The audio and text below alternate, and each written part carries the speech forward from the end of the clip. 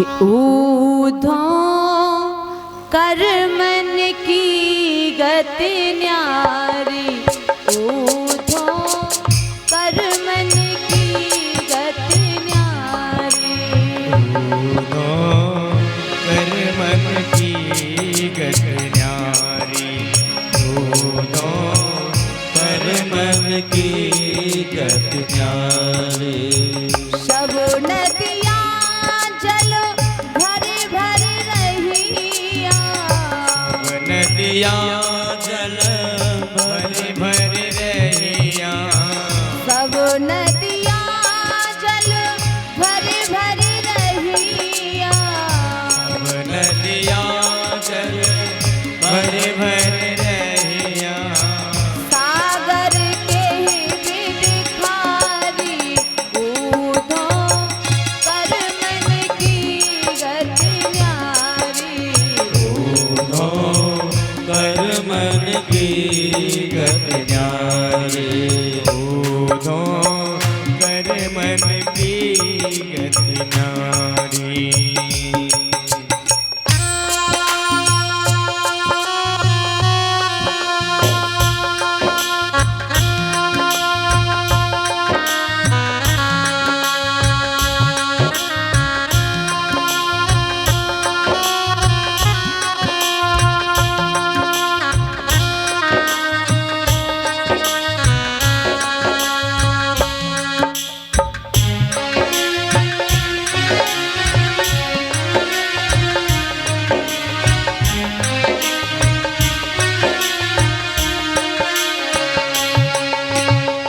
उज्ज्वल पंखों दिए बबुला को, उज्ज्वल पंख दिए बगुला को, उज्ज्वल पंखों दिए बबुला को, उज्ज्वल पंख दिए बगुला को, कोयल के गुणकारी, ऊधो कर मन की गति न्यारी, ऊधो कर मन की गति न्यारी, ऊधो कर मन की गति न्यारी।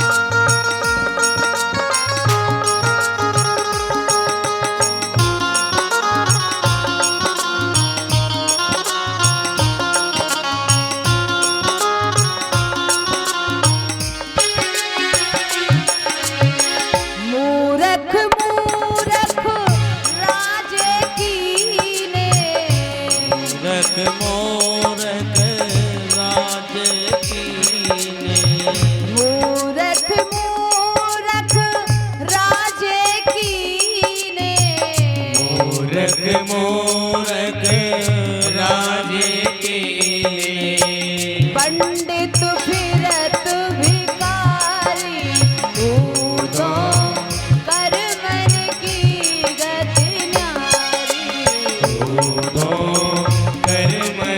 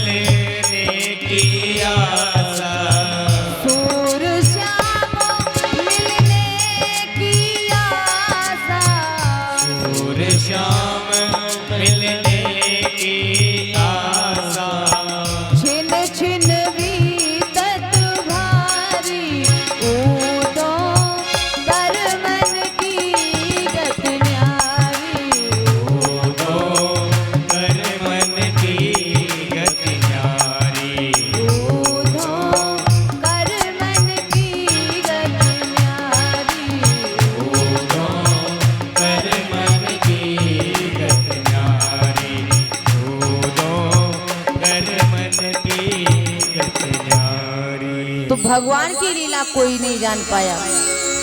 देखिए अवध पे वज्रपात हो रहा है। वनवास का साथ सजा करके भाई के साथ, पत्नी के साथ जिस दिन राज सिंहासन मिलने वाला था और उसी दिन वो जा रहे हैं वनवास को।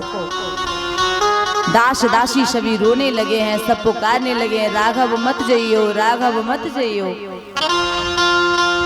राम सीता लक्ष्मण तीनों प्रणाम करके बाहर निकल पड़े हैं। राजमार्ग पे जब कदम रखा है तो हाहाकार मच गया है पूरे अवध में। राघव हमें छोड़ के मत जाओ, हमें छोड़ के मत जाओ, ऐसा आक्रंद करने लगे हैं लोग। बड़े बूढ़ों को राम जी समझाने लगे, चिंता मत करो, मैं वापस आ जाऊंगा। बड़े बूढ़े कहने लगे, राघव 14 साल थोड़े ही हम जिंदा रहेंगे। बच्चों को समझा रहे हैं, माता और महिलाओं को समझा रहे हैं, पूरा अवध पीछे दौड़ रहा है, मत जाइयो। श्री सरजू के तट पर पहुंचे हैं, पूरा अवध वशिष्ठ के आश्रम में आया। गुरुदेव बाहर आए हैं, तीनों को वनवासी देख करके वशिष्ठ ने अपना सिर नीचे कर लिया। वशिष्ठ को शायद लगा होगा कि जिनकी शादी में मैंने मंगलाष्टक गाए, ऐसी बेटी को वनवास जाना पड़ रहा है। गुरु को प्रणाम करते हैं। राम तप और साधना से जब अवकाश मिलता था तो राम वशिष्ठ जी के पास आते थे। राम जी ने वशिष्ठ जी से कहा कि प्रभु अगर थोड़ा कहीं अवकाश मिल जाए तो मेरे पिता को आप जरूर समझा देना, वो भूखे न रहें, वो कहीं जागते न रहें, वो प्रजा का पालन करें, ये आपके ऊपर जिम्मेदारी है। सभी बातें बताई गुरुदेव को। और एक बात कहते कहते राम रोने लगे हैं कि गुरुदेव एक बात खास करना, मैं प्रार्थना करता हूं आपसे कि अगर भरत आ जाए अयोध्या में और जिस दिन भरत का राज तिलक हो, यदि हो सके तो किसी दूत को भेज करके वन में मुझे सूचित अवश्य करवा देना। अगर हमें पता चल जाएगा कि भरत का राज तिलक होने वाला है तो हम भी अपनी कुटिया में खुशी मना लेंगे, त्योहार मना लेंगे। तो भैया ये है रघुकुल, उसके त्याग को कौन वर्णन कर सकता है। गुरुदेव से समझा करके गए हैं और सभी प्रजाजनों को समझाने लगे हैं। गुरुजी से कहा कि आप भी सभी प्रजा को समझाएं, सभी शांत रहें, अच्छी तरह से रहें। वशिष्ठ जी ने भी समझाया, लेकिन भैया सबका समझाना बेकार गया। इधर अवधेश की मूर्छा जागी, वो पूछने लगे कि मेरा राम कहाँ है। तो बताया कि राम जी तो निकल गए वन के लिए। उसी समय दशरथ जी ने सुमंत्र से कहा कि तुम तो मेरे प्रधानमंत्री हो, जल्दी से जाओ, मेरी ये अंतिम इच्छा है। तुमने मेरी सारी इच्छाएं पूरी की हैं, लेकिन मेरी अंतिम इच्छा ये है तुम मेरे वाला रथ लेकर के जाओ और मेरे राघव को उसमें बिठा करके 2-4 दिन वन में घुमा करके और फिर उसे लौटा करके वापस ले आना, उसे वन में मत जाने देना, तुम रथ को लेकर के जाओ। अब सुमंत्र जी राजा की आज्ञा का पालन करते हैं, रथ को लिया लेकर के चले हैं, सरयू के किनारे आए और राम लखन और सीता को रथ में बिठाया। तीनों रथ में बैठ गए हैं और सुमंत्र ने रथ को चलाया, लेकिन सभी अवधवासी रथ के आगे मार्ग के बीच में लेटने लगे हैं। कैसे समझाएं अपने प्रेमी जनों को, बहुत समझाते हैं लेकिन कोई नहीं मानता है। आज पूरा अवध भगवान को मना रहा है। मानसकार ने बताया है कि बूढ़े बच्चे, अति बीमार महिलाएं हाथ जोड़कर के राघव के सामने खड़ी हो गई है, आंखों से आंसू बहा रही हैं और उनके मुख से एक ही आवाज निकल रही है, रो रो करके सब एक ही बात कहते हैं कि अब ना जाना राघव मेरे, अब ना जाना राघव मेरे, जीवन सबका सहारे तेरे, ना जाना राघव मेरे, अब ना जाना राघव मेरे, जीवन सबका सहारे तेरे। अब ना जाना राघव मेरे, अब ना जाना राघव मेरे, जीवन सबका सहारे तेरे। ओ जीवन सबका सहारे तेरे, अब ना जाना राघव मेरे।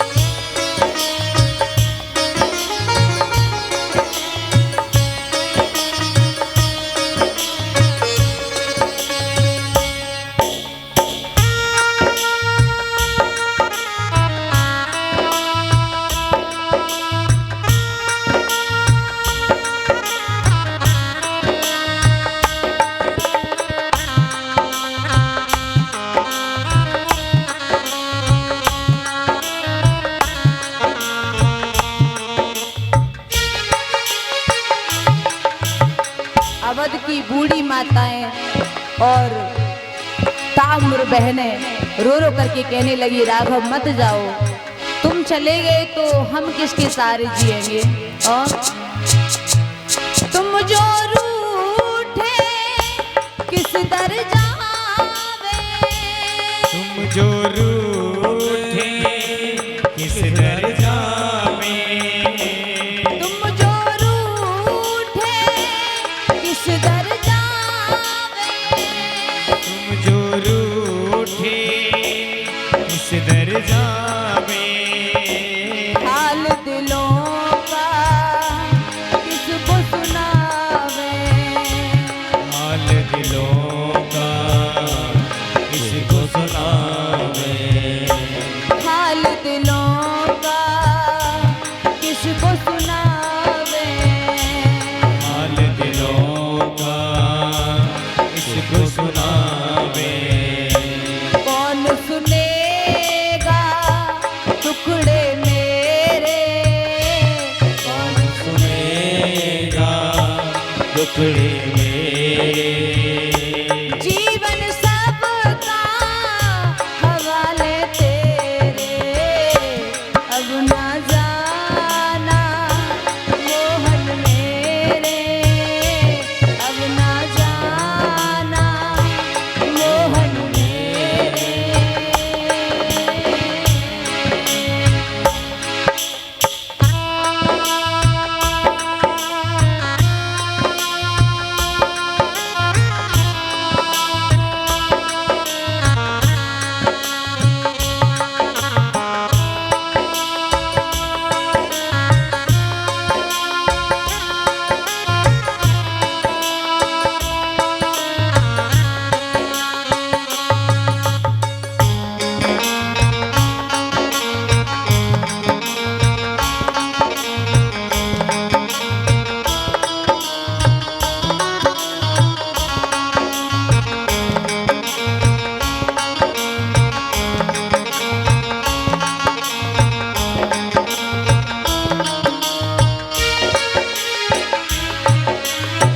अवध की माता बहनें रोती हैं, कहती हैं, राघव जब भी किसी गरीब के ऊपर दुख आता था, तकलीफ आती थी, तो दौड़ करके वो आपके पास आता था और आप उसकी तकलीफ को बड़े ध्यान से सुनते थे, समझते थे और उसका निवारण करते थे। अब तुम्हारे बिना हमारे दुखों को कौन सुनेगा। और अब ना जीना तो बिन पल भर, अब ना जीना तो बिन पल भर, अब ना जीना तो बिन पल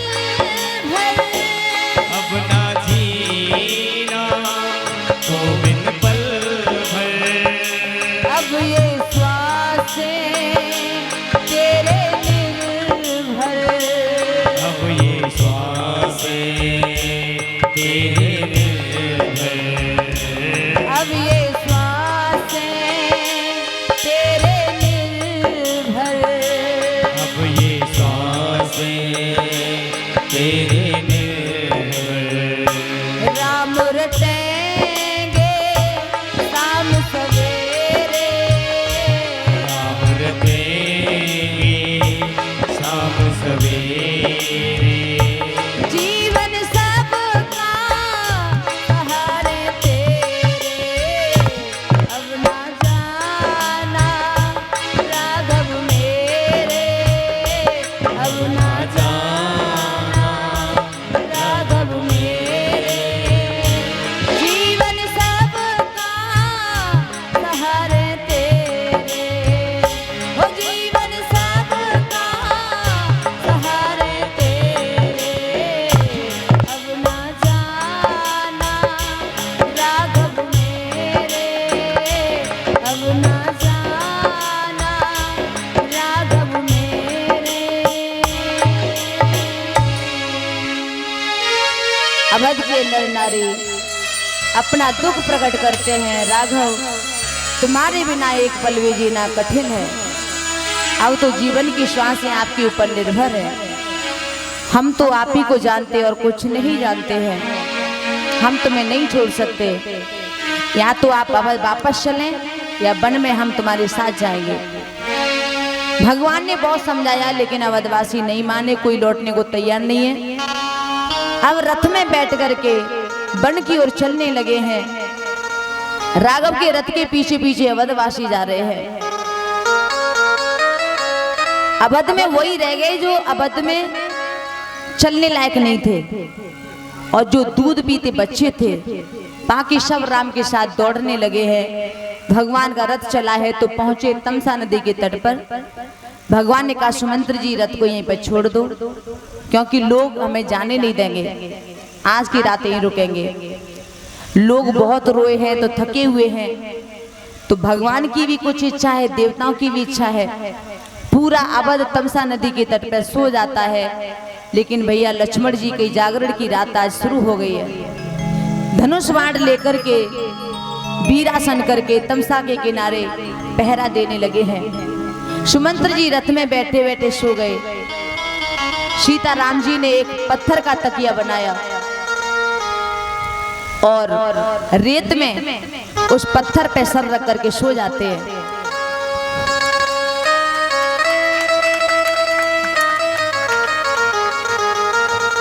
देखिए, जिनको आज राजगद्दी मिलने वाली थी वो आज पत्थर का तकिया लगा करके रेत में सो रहे हैं। बिछोना भी नसीब नहीं रहा। और महात्मा तो सुना है कि आधी रात हो गई, लक्ष्मण जी जागृत हैं। सीता राम जी को जब ऐसे सोते हुए देखा तो बहुत रोए हैं, और उनके आक्रंद को सुनकर के सुमंत्र जी जाग गए हैं। सुमंत्र जी ने भी राम और सीता को धरती पर सोते हुए देखा तो उन्हें भी कष्ट हुआ है, वो भी बहुत रोए हैं।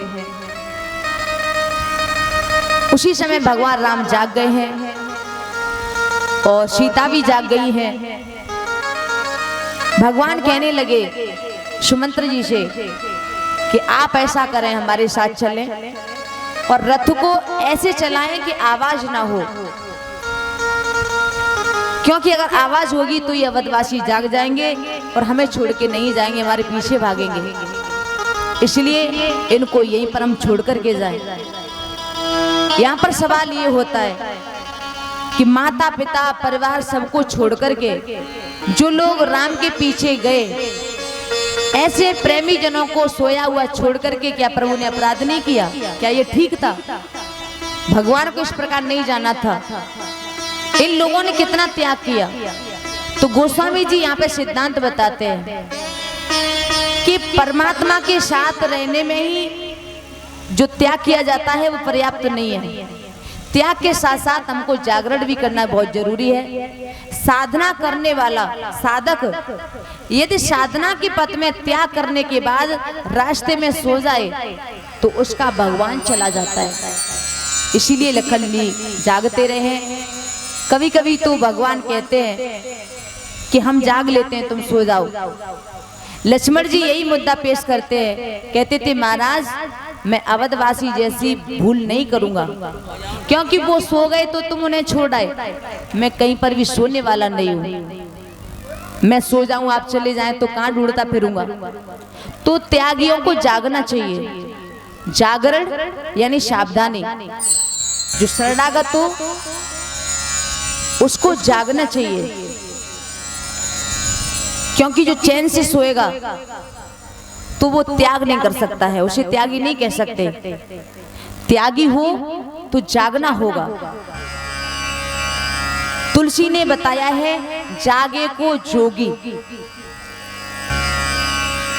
देखो एक योगी होता है वो जागता है, जोगी भी जागता है और भोगी भी जागता है। राम के चरणों में जिसकी शरणागति है वो चैन से सोए, ऐसा नहीं हो सकता। लेकिन भैया त्यागियों को जागना चाहिए। सब लोग अवध में वापस आते हैं, अलग अलग नियम व्रत लेकर के भगवान को मिलने की प्रतीक्षा कर रहे हैं। राम दरस हित नेम व्रत लगे करन नर नार, मनहु को की कमल दीन विहीन तमार। जल्दी भगवान के दर्शन हो, इसलिए अवध के लोग व्रत लेकर के बैठ गए हैं। भगवान के लिए वियोग में लोगों ने फैसला कर लिया है कि हम हमारे घर दीप नहीं जलाएंगे, क्योंकि दीप जला करके किसका मुंह देखे। लोगों ने फैसला कर लिया जब तक राम नहीं आएंगे तब तक हम अन्न का आहार नहीं करेंगे, केवल फल लेंगे, दूध लेंगे। वो भी इसलिए कि ये शरीर टिका रहे, और शरीर भी इसलिए रखना है कि इसे परमात्मा के दर्शन करने हैं।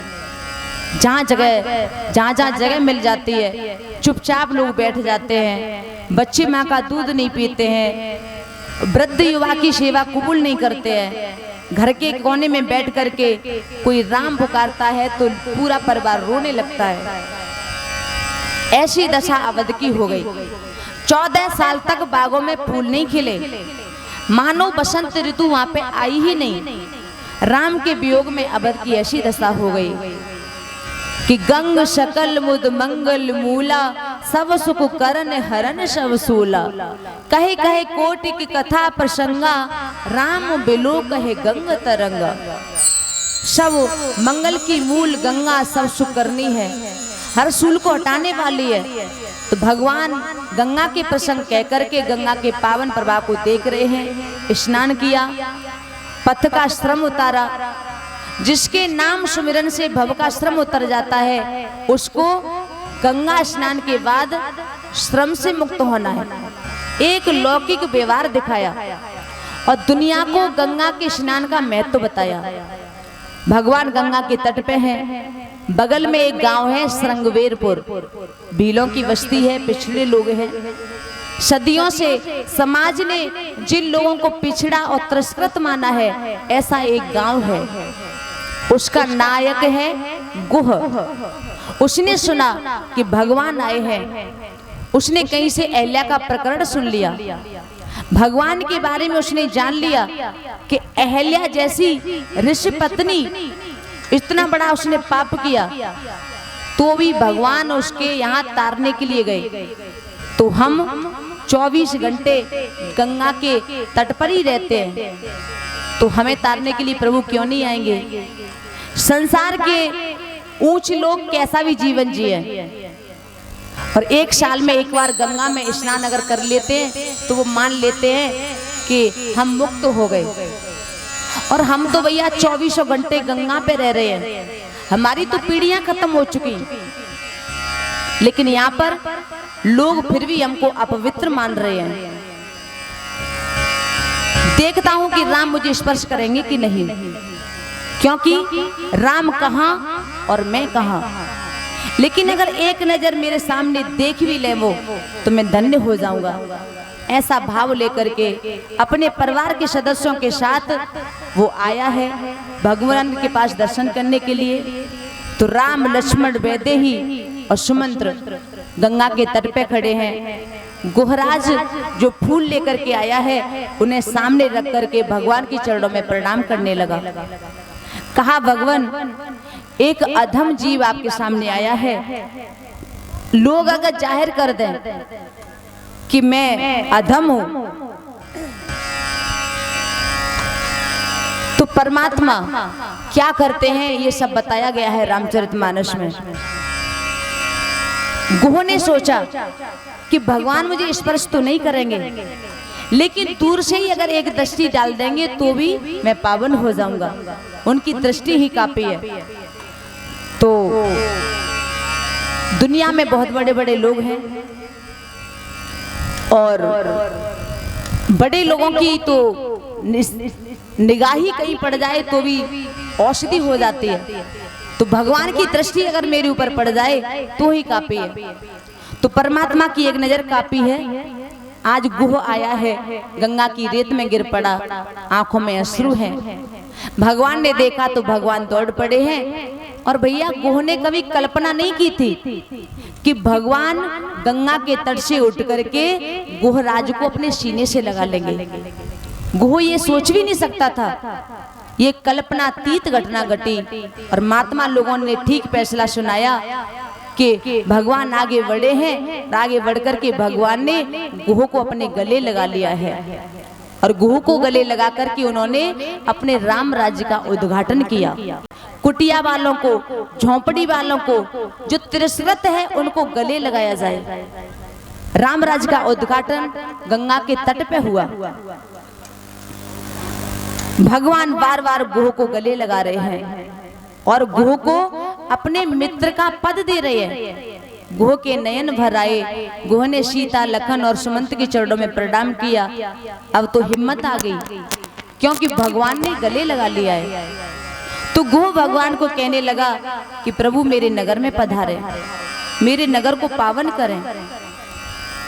जब ये कहा तो लखन जी को हंसी आ गई। भगवान ने उसे अपना लिया तो अपने आप को इतना बड़ा मानने लगा। छोटे छोटे झोंपड़े वाले वे गांव को नगर बता रहे हैं। लक्ष्मण जी सोचने लगे मानो ये सोच रहा है हमने नगर देखे ही नहीं है, हम अवध के राजकुमार हैं। गुहराज ने देख लिया, तुरंत फैसला सुना दिया। कहा कि महाराज मैंने जानबूझकर अपने गांव को नगर कहा। तो लखन भैया को हंसी आ गई। लेकिन महाराज मेरा गांव अब नगर बन गया है। क्यों?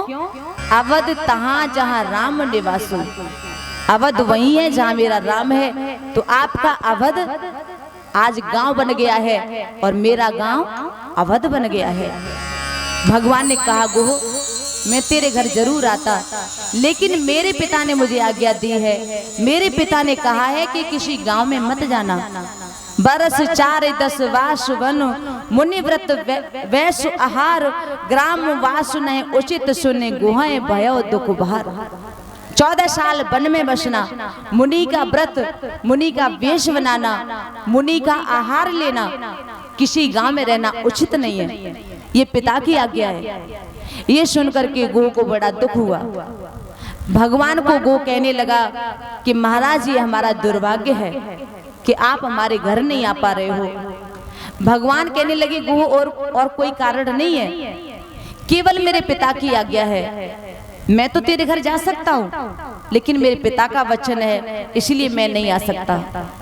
गो ने कहा कि प्रभु अगर आपका व्रत भंग हो जाए ऐसा मैं नहीं करूँगा। आप ऐसा करें कि गंगा के तट पर शीशम के वृक्ष के नीचे मैं कुटिया बना दूंगा, आज की रात आप यहीं पे रहें। गुह ने जिद नहीं की। तो जिसको समाज छोटा कहता है वो कभी बड़ों के नियम को भंग नहीं करता। नियम भंग करवाते हैं साधन संपन्न लोग, भाव है, प्रेम है, ऐसा दृष्टांत देकर के नियम भंग करवाने की कोशिश करेंगे। जिसको लोग छोटा मानते हैं वो किसी का नियम भंग नहीं करवाते। तुरंत गो ने कबूल कर लिया। आप मेरे गांव नहीं आए कोई चिंता की बात नहीं है, एक रात्रि आप यहीं पे रुके। भगवान ने कहा हमें जाने दो क्योंकि शायद अवधवासी पीछे पीछे आ जाएंगे। गो ने कहा नहीं महाराज आप एक रात यहाँ पे रहिए, इसमें मेरा स्वार्थ है। यदि मुझे मालूम होता आप मेरे गांव नहीं आएंगे तो मैं पहले से ही सारी तैयारी कर देता, पूरे गांव में ढोल पीट पीट करके बता देता। तो मेरे गांव वाले भी यहाँ पे आ जाते। मैं सभी से कह देता कि कोई शिकार के लिए न जाए, कोई लकड़ी काटने के लिए न जाए, क्योंकि हमारा ईश्वर आ रहा है। महाराज मेरा पूरा गांव लकड़ी काटता है, मजदूरी करता है, तब कहीं जाके हमें रोटी मिलती है। मेरे पास न ज्ञान है, न भक्ति है, न कर्म है, न कोई साधन है। आपने मुझे तो दर्शन दे दिए, लेकिन आप मेरे गांव वालों को भी दर्शन दें। वो भी बहुत गरीब लोग हैं, आप उनको भी दर्शन दे जाए। तो भैया यही है राम के राज्य की विचारधारा। मेरे गांव के लोग शाम को वापस लौट करके आएंगे, और जब मैं उनसे कहूंगा कि भगवान आए हैं, तो लोग कितने खुश होंगे। आप एक बार देखे तो सही। गोह की बात सुनी है, भगवान कुछ नहीं कह पाए, कहा ठीक है चलो मैं रहूंगा। शीशम के वृक्ष के नीचे कुटिया बनाई गई है, दर्भ का बिछौना बिछाया गया। शाम ढल गई है, पूरा गांव काम पर था, वो आने लगा है। और गोह गंगा के तट पे खड़ा खड़ा चिल्ला रहा है, अरे गांव वालों दौड़ो, जिनके चरणों से गंगा निकली है वे स्वयं हमारे यहाँ पर आए हुए हैं। जब ये समाचार गांव वालों ने सुना तो सभी गरीब, सभी निमग्न भावमग्न हो गए हैं, और जिनके हाथ में जो कुछ भी था वो सभी ले लेकर के दौड़ते हुए चला रहे हैं। सभी दौड़ते हुए चले आ रहे हैं, जो भी जिसके पास था वो भेंट करने के लिए आ रहे हैं प्रभु को। आज भगवान ने गरीबों का जब ऐसा प्रेम देखा है, तो श्री राम सबको मिलते हैं, व्यक्तिगत रूप से पूछते हैं कैसे हो तुम। तो भैया आज सदियों के बाद किसी ने पूछा है तो सभी लोग रोने लगे हैं। आज श्रृंगवेरपुर में स्वर्ग उतर आया है, लोग नाचने लगे। श्री राम, सीता, लखन, सुमंत्र सबों को फूल माला पहनाई गई है, और आज भगवान जल्दी सो गए ऐसा लगता है। तो दो तीन कारण हो सकते हैं। एक कारण गत रात्रि का श्रम, दूसरा कारण यह भी हो सकता है कि गंगा का शीतल तट, और तीसरा कारण गोह का आतिथ्य। भगवान आनंद में सोए हैं। गोह ने गांव की महिलाओं को कहा कि गांव में जग करके भजन कीर्तन करें, और पुरुष हाथ में शस्त्र लेकर के भगवान के चारों ओर खड़े होकर के चौकीदारी करें, ताकि कोई हिंसक प्राणी ना आ जाए। लोग गोह की बात सुनकर के हंस पड़े हैं। लोगों ने कहा आप ऐसी सूचना में क्यों दे रहे हो कि कोई हिंसक प्राणी ना आ जाए।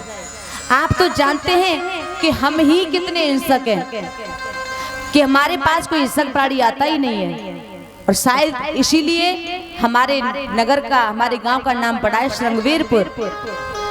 इतने जीवों की हिंसा की गई थी कि इन जीवों के सींग एकत्रित करके गांव के चारों ओर सींगों की दीवार बना दी गई थी। गुरुराज ने कहा नहीं, मैं जो कहता हूं वही करो। तो गो की इच्छा दूसरी थी। उसने तमसा तट वाली बात सुन ली थी। गो ने सबको बता दिया।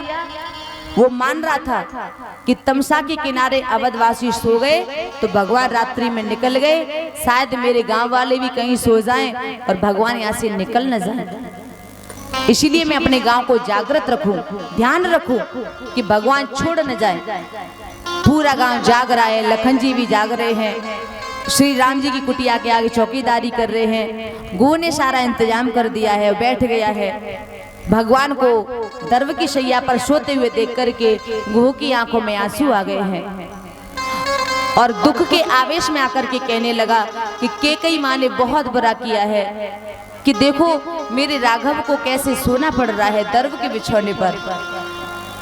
लक्ष्मण जी से गोह कहने लगा कि महाराज हम कितने भी कठोर हैं, लेकिन हम इतने कठोर नहीं है कि अपनी संतानों को दुख दे दें।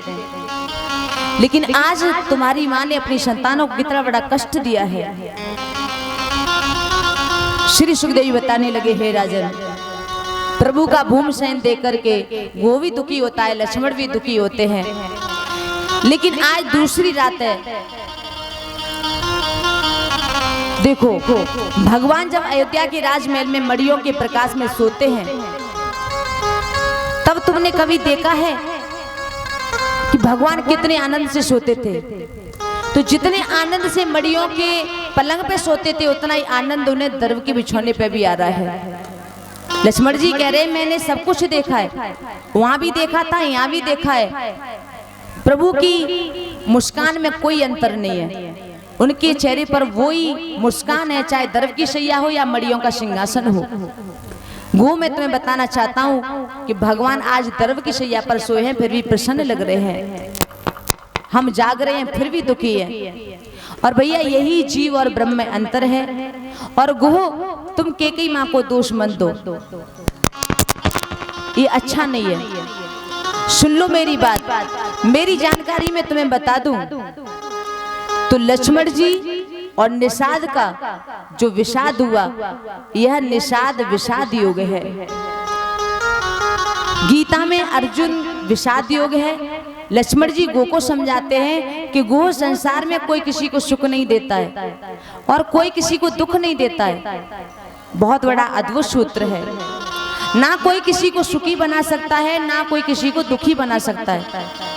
हमें हमारे कर्म ही दुखी बनाते हैं, हमारे कर्म ही सुखी बनाते हैं। और इसीलिए जो कोई महापुरुष होता है तो अपने दुख का कारण वो किसी और को नहीं मानता है। अज्ञानता के वशीभूत होकर के हम लोग कभी कभी सोच लेते हैं कि इसके कारण हमें दुख मिला है, एक दूसरे पर आरोप लगा देते हैं। लेकिन ये बिल्कुल सही बात है कि हम जो कुछ भोगते हैं अपने कर्मों के अनुसार भोगते हैं। ना हमें कोई सुखी कर सकता है ना दुखी कर सकता है। एक कहानी आती है भगवान बुद्ध की। भगवान बुद्ध एक दिन निकल के जा रहे थे तो एक आदमी ने उन्हें बहुत गालियां दी, बहुत गालियां दी। आधे घंटे तक गालियां सुनाता रहा, लेकिन बुद्ध भगवान हंसते रहे। सुनाते सुनाते जब वो थक गया तो बुद्ध भगवान ने पूछा, बस हो गया कि और भी है? वो चुप रह गया।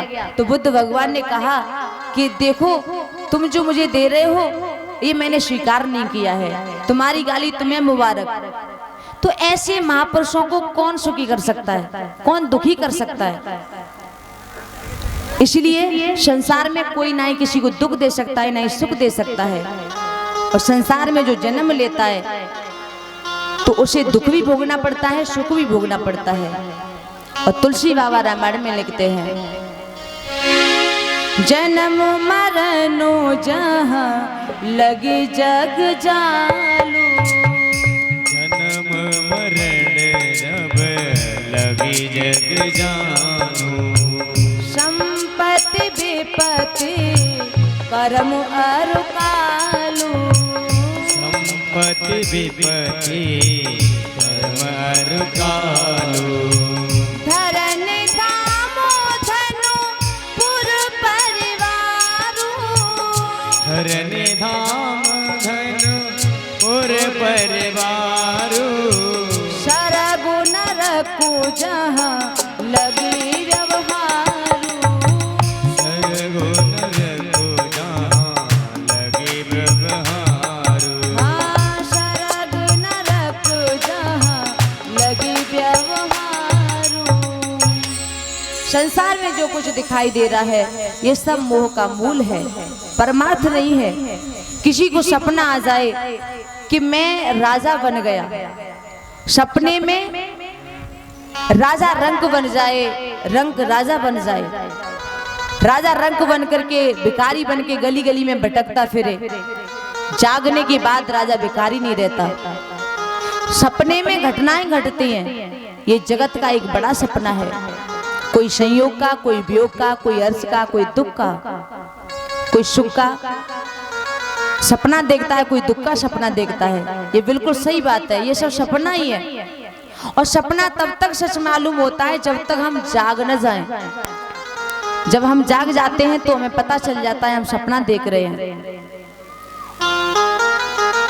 कितना ही बड़ा प्रकांड पंडित क्यों न हो, अगर वो भी सपना देखता है तो उसे भी बिल्कुल सच लगेगा, लेकिन आंखें खुलने पर समाप्त हो जाता है। लेकिन ये संसार का जो सपना होता है ये बड़ा लंबा होता है। किसी का 50 साल का होता है, किसी का 70 साल का होता है। और संसार का लंबा जो सपना है वो सदा के लिए आंखें बंद करने पर ही समाप्त होता है। मोह निशा सब सोव निहारा, देखिए सपन अनेक प्रकारा। मोह रात्रि में सब सो रहे हैं, कई प्रकार के नानाविध से सपने देख रहे हैं। इस सपने से कोई बाहर नहीं निकल पाता है। इस सपने से बाहर तो योगी ही निकल पाते हैं, जो परमार्थी है, प्रपंच के वियोगी हैं। ऐसा सुना तो गुह के मन में प्रश्न उठा कि आप ये सब सपना बता रहे हैं, तो जीव को कब जागा माना जाए? तो बड़ी व्याख्या बताई गई है कि हम जागे हैं कि नहीं हमें कैसे पता चले। तो बताया है कि हम जागे हैं कि नहीं ये किसी को पूछने की जरूरत नहीं है, बस ठीक से अभ्यास करें तो पता लग जाएगा कि हम जागे हैं कि सो है। कोई हमें कहे कि तुम जाग गए तो हम बता नहीं सकते हैं, लेकिन जब हम जाग जाएंगे तो हमें खुद ही पता चल जाएगा कि हम जाग गए हैं। क्योंकि जागा हुआ तब माना जाएगा जब वो बिस्तर से बाहर आ जाएगा, कम्बल छोड़ देगा, तकिया छोड़ देगा, पूरे बिस्तर को छोड़ देगा, तभी माना जाएगा कि ये जाग गया है।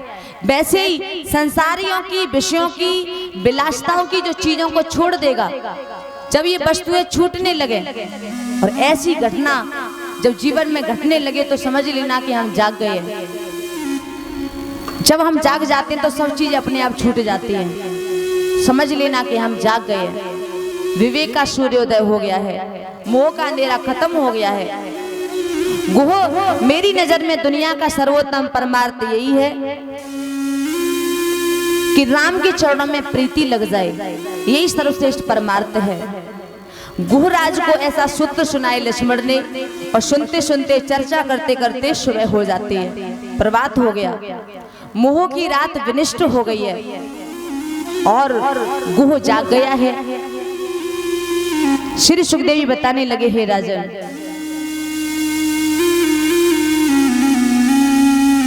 सुबह का जब समय हुआ सभी जाग गए हैं, भगवान बैठ गए हैं, सभी भील एकत्रित हो गए हैं। भगवान ने गुहराज को सूचना दी कि आप भीलों को भेजें और बट क्षीर मंगवा लें। गो समझा नहीं कि क्या मंगवा रहे हैं, सेवकों को भेजा और बट क्षीर मंगवाया। भगवान ने अपने बालों में बट क्षीर डाला है और फिर जटाएं बनाई हैं, और जब जटाएं बनाने लगे भगवान तो सुमंत्र धैर्य गंवा बैठे हैं, रोने लगे हैं कि जिनके बालों को देख करके कितने लोग मोहित हुआ करते थे, जिनकी लटों को देख करके दुनिया कितनी प्रसन्न होती थी, आज मेरे प्रभु कैसे उन्हें जटा बना रहे हैं। सुमंत्र बहुत रोए हैं। श्री सुखदेव जी समझाने लगे, हे राजन, भगवान ने अपनी जटाएं बनाई है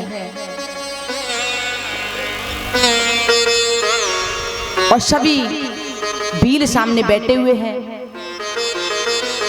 अब भगवान ने कहा कि मेरी अब यात्रा आगे मुझे जाना चाहिए। सुमंत्र जी से कहा कि आप ऐसा कीजिए, आप यहाँ से चले जाइए, मुझे यहाँ से आगे जाना है। सुमंत्र जी ने कहा, बेटा तुम्हारे पिता ने मुझसे कहा था कि तुम 2-4 दिन यहाँ वन में घूम करके और वापस लौट चलो, इसलिए तुम मेरे साथ चलो।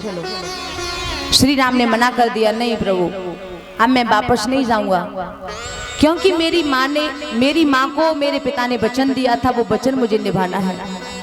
अगर मैं लौट के चला गया तो ये ठीक नहीं होगा, इसलिए आप वापस लौट जाइए, मैं यही रहूंगा, मेरे पिताजी को समझा देना। तो भैया सुमंत्र जी बहुत रोए हैं, रोते हुए वो वापस लौट आए हैं। अब प्रसंग आगे के लिए बढ़ता है। भगवान राम, सीता और लक्ष्मण अब आगे चले हैं और आगे चल करके गंगा के तट पे पहुंच जाते हैं। बिल्कुल प्रवाह जहाँ छूता है वहां पे पहुंच जाते हैं। गंगा के तट पर आके खड़े हो जाते हैं। गंगा उस किनारे को बिल्कुल छू करके बह रही है। नाव की रस्सी किनारे पर बंधी हुई है और एक नाव पड़ी हुई है, उस नाव में एक केवट बैठा हुआ है। भगवान आकर के खड़े हो गए हैं। केवट उठ करके सम्मान करता है, ना प्रणाम करता है, अपनी मस्ती में मस्त नौका में बैठा हुआ है। जिसके पास पूरा जगत मांग रहा है। रामचरितमानस में बार बार प्रसंग आया है कि भगवान के पास सभी मांगते हैं। शिव मांगते हैं, सनकादिक मांगते हैं, नारद मांगते हैं, ब्रह्मा मांगते हैं, इंद्र मांगते हैं। लेकिन आज पहली ऐसी घटना घटी कि साक्षात ब्रह्म केवट के पास गए हैं और मांग रहे हैं। केवट के पास भगवान पहुंचे हैं और बताया है, मांगी नावन केवटवाना, कहे तुम्हारे मरम में जाना। प्रथम शब्द ही मांगी, भगवान ने मांगा। सारी दुनिया जिसके पास मांगती है वो जगदीश आज केवट के पास मांगते हैं। सवाल ये उठता है, भगवान ने क्या मांगा? संतों ने बहुत सुंदर फैसला सुनाया कि ये घटना अगर यमुना के किनारे घटती तो भगवान नहीं मांगते। भगवान को यहाँ पर मांगना पड़ा क्योंकि ये गंगा का तट है, गंगा के तट पे ये घटना घटी और गंगा नदी भक्ति स्वरूपा है। राम भक्ति जहाँ सुर सर धारा, गंगा भक्ति का स्वरूप है। भगवान इसीलिए यहाँ पे मांग रहे हैं। तो ये घटना एक केवट के साथ में घटी है, भक्ति के तट पर घटी है और भक्ति के तट पर भगवान को मांगना ही होता है। भक्त कभी नहीं मांगता। केवट के सामने पहुंचे हैं भगवान, तो देखो सच्चा भक्त कभी मांगता नहीं है। और दूसरी बात, नदी के दो किनारे होते हैं, ये हम सब जानते हैं। नदी का एक किनारा बिल्कुल किनारे को छू करके बहता है और दूसरा किनारा ऐसा होता है जहाँ पे रेत होती है, लंबा पट होता है और उस खुले पट में लोग सब्जियां बो देते हैं, पानी नदी का लेते हैं, छोटे छोटे खेत बना लेते हैं, सब्जी कर देते हैं, कुछ उपार्जन कर लेते हैं। लेकिन जहाँ गंगा छू कर के बहती है वहां पे कोई ऐसा इंतजाम नहीं कर सकता कि छोटा खेत बना करके कुछ पाले, क्योंकि वो घाट है निष्काम घाट, जहाँ छोटे मोटे खेत बना करके कुछ पाने की इच्छा करें तो पूरी नहीं हो सकती। तो केवट बैठा है सकाम भक्ति के तट पर नहीं, वो निष्काम भक्ति के तट पे बैठा हुआ है। एक तो भक्ति का तट है और वो भी है निष्काम भक्ति का तट। तो निष्काम भक्ति के तट पर अगर जाएंगे तो मांगना ही पड़ेगा। वहां भक्त नहीं मांगता है, भगवान मांगते हैं। देखो दुनिया दो प्रकार से भक्ति करती है, एक तो भय से, एक लोभ से। भय हो तो भक्ति कर लेते हैं या फिर लोभ हो तो भक्ति कर लेते हैं। प्रलोभन होता है मन में तो हम भक्ति कर लेते हैं। और इसीलिए यहाँ पर केवट को ना लोभ है, ना भय है, ना प्रलोभन है, वो तो अपनी मस्ती में मस्त बैठा हुआ है। और इसीलिए भगवान उसके पास जाकर के मांग रहे हैं, क्योंकि वो निष्काम तट पे बैठा हुआ है, उसकी नौका भक्ति की प्रवाह में तैर रही है। दूसरी बात, भगवान ने नाव मांगी तो लोग प्रश्न करते हैं कि भगवान ने नाव मांगी कि केवट ने मना कर दिया कि नहीं दूंगा, तो क्या गंगा के तट पर और कोई नाव नहीं थी तो वहां से ले लेते, इसी को क्यों पूछा? लेकिन भगवान तो उसी केवट से मांग रहे हैं। तो संत लोग बताते हैं कि भगवान की इच्छा थी न केवट आना। इसका अर्थ यही है कि उस घाट पर कोई दूसरा केवट था ही नहीं,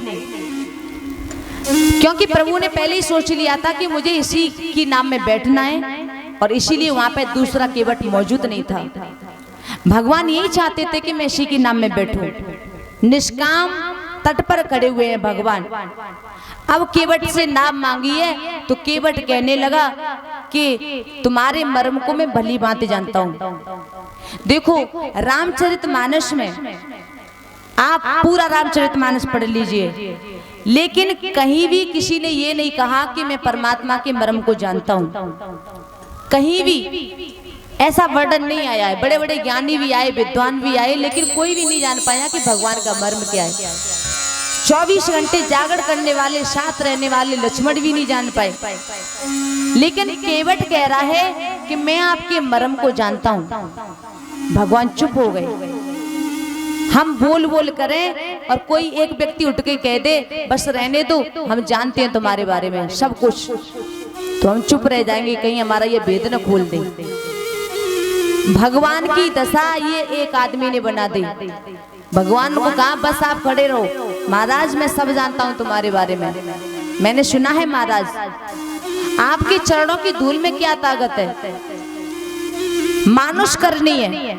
एक पत्थर को, एक शिला को तुम्हारे चरणों की धूल ने छू लिया तो उससे ऋषि पत्नी पैदा होगी।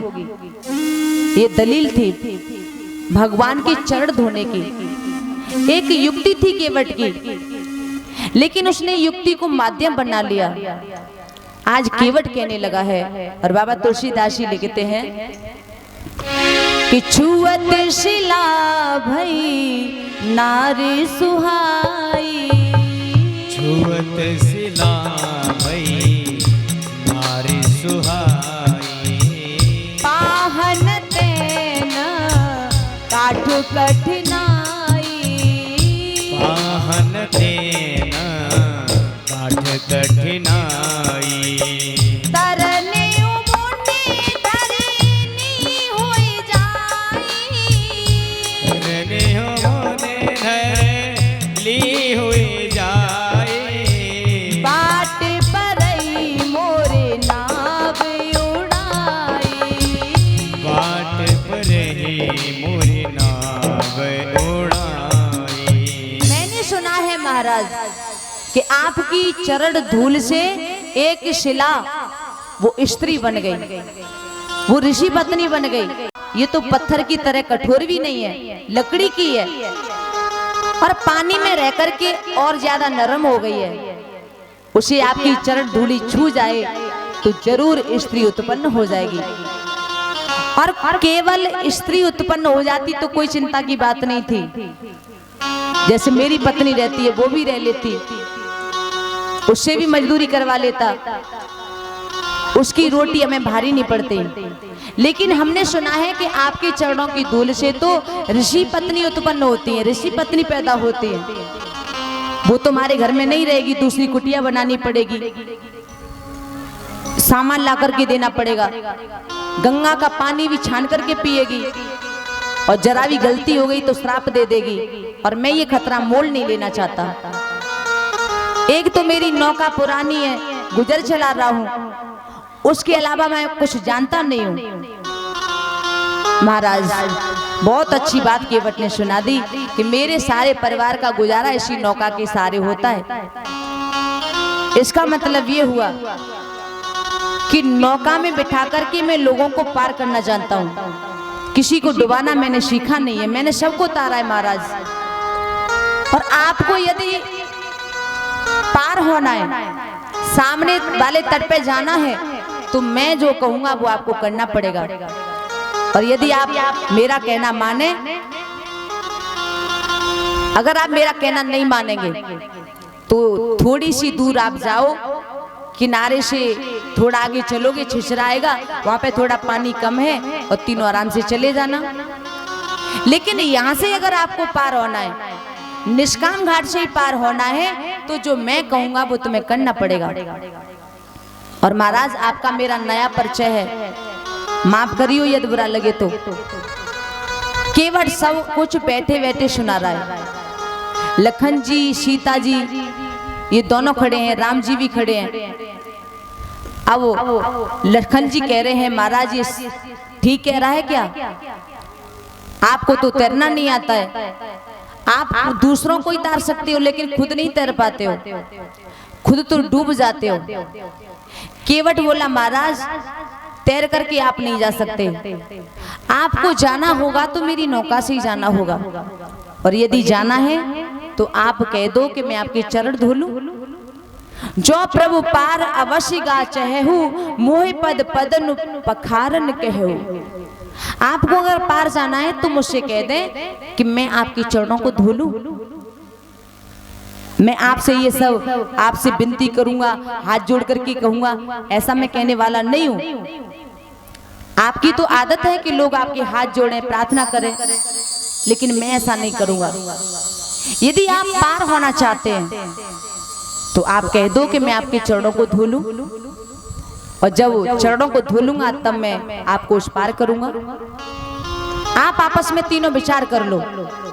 शायद आपको ऐसा लगे कि नौका में ये बिठाएगा तो उतराई मांगेगा, तो मैं आपको स्पष्ट बता दूं, मुझे उतराई भी नहीं चाहिए।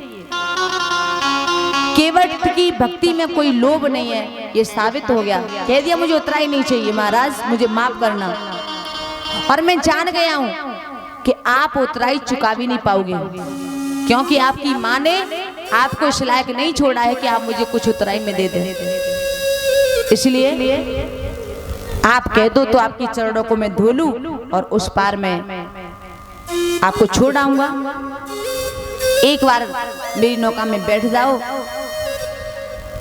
और मैं आपके चरणों को धोना चाहता हूं, और मेरी नौका में बैठ जाओगे तो आपकी यात्रा भी पूरी हो जाएगी। आपको पार जाना है तो चरण धोने की इजाजत आपको मुझे देनी पड़ेगी। अब सवाल होता है कि चरण धोने का ही आग्रह इस आदमी ने क्यों रखा? तो इसका मनोवैज्ञानिक कारण है उसके पीछे। व्यक्ति बहुत सुंदर तो व्यक्ति के अंदर बहुत सुंदर तो उसका स्वभाव होता है। अगर कोई महापुरुष हो तो हमारी इच्छा होती है कि हम इसे थोड़ा छू लें। तो भगवान इतने सुंदर हैं, इतने महान हैं, तो केवट को भी लग रहा है कि मैं भी भगवान को छू लूं, स्पर्श कर लूं। और बार बार अगर मैं स्पर्श करूंगा तो लोग कहेंगे ये तो पागल है, बार बार छू रहा है। तो उसने सरल उपाय निकाला, इनके चरणों को धोऊंगा तो बार बार छूने का अवसर मिल जाएगा। जितनी बार चाहूं उतनी बार छू सकता हूं, और मुझे उतराई तो लेनी ही नहीं है। आप मुझे चरण धोने की मंजूरी दे दीजिए, और मुझे आपकी और दशरथ जी की सौगंध है कि आपके चरण धोए बिना मैं आपको यहाँ से जाने नहीं दूंगा। अब तक लक्ष्मण कुछ भी नहीं बोले थे, बैठे बैठे सुनते रहे। और जब दशरथ जी की सौगंध